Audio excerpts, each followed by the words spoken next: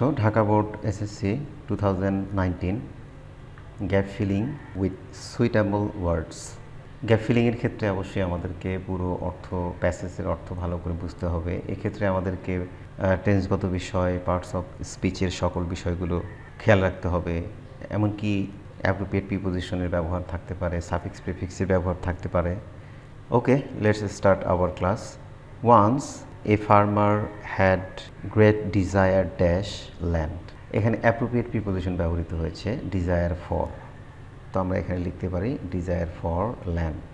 এখন আমরা জানি ডিজায়ার ফর অর্থ হচ্ছে আকাঙ্ক্ষা করা।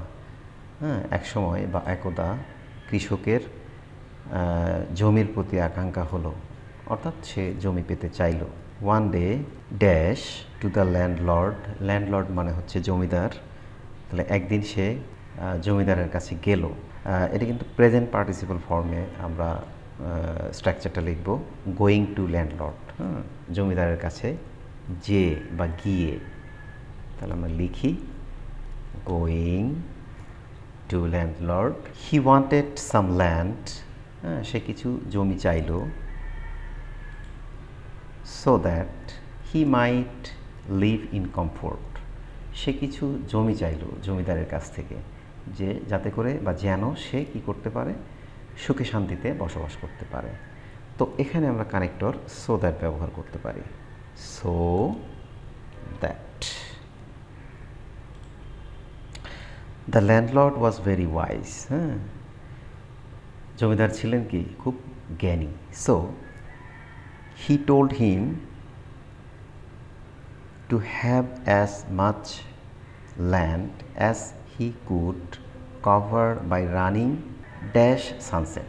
জমিদার বললেন যে সে পরিমাণ জমি নিতে পারে সূর্যাস্ত পর্যন্ত যতটুকু সে দৌড়াতে পারে। তাহলে আমরা এখানে টিল বা আনটিল ব্যবহার করতে পারি। যতক্ষণ পর্যন্ত বলতে আমরা টিল অথবা আনটিল। আচ্ছা, বানানটা একটু খেয়াল করবে, TILL। আবার আনটিলের বানান কিন্তু UTAIL, একটা L. The farmer became very pleased dash that. কৃষক খুব খুশি হলো। এখন প্লিজড এর পরে আমরা অ্যাপ্রোপ্রিয়েট প্রিপোজিশন উইথ ব্যবহার করি, প্লিজড উইথ।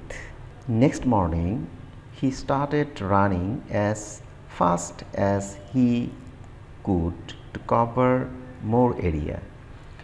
পরবর্তী সকালে সে কী করলো, যত দ্রুত দৌড়াতে পারে, যত দ্রুত এলাকা সে কভার করতে পারে, সে দৌড়ালো। তাহলে আমরা এখানে লিখতে পারি as fast as he could. He ran till evening and the sun was dash to set. সে বিকেল পর্যন্ত দৌড়ালো এবং সূর্য প্রায় ডুবু। সেক্ষেত্রে আমরা অ্যাবাউট টু ব্যবহার করতে পারি। অ্যাবাউট টু মানে হচ্ছে কাছাকাছি, প্রায়, আবার কোনো কিছু সম্পর্কে হতে পারে।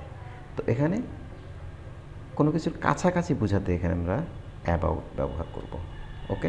হি ran with his last strength. তার সর্বশক্তি দিয়ে দৌড়ালো। But became very tired. কিন্তু সে কী হলো, ক্লান্ত হয়ে গেল। And fell down dead. সে মারা গেল। ফেল ডাউন মানে পতিত হওয়া।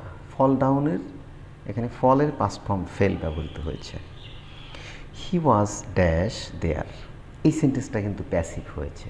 হি ওয়াজ বারিড দেয়ার। তাকে সেখানে কবর দেওয়া হয়েছিল। বাড়ি মানে হচ্ছে কবর দেওয়া। সেই বাড়ির পাস্ট পার্টিসিপল ফর্ম আমরা ব্যবহার করব, BURIED, buried. Then the wise man remarked, a man needs just as much land as will be enough for his grave.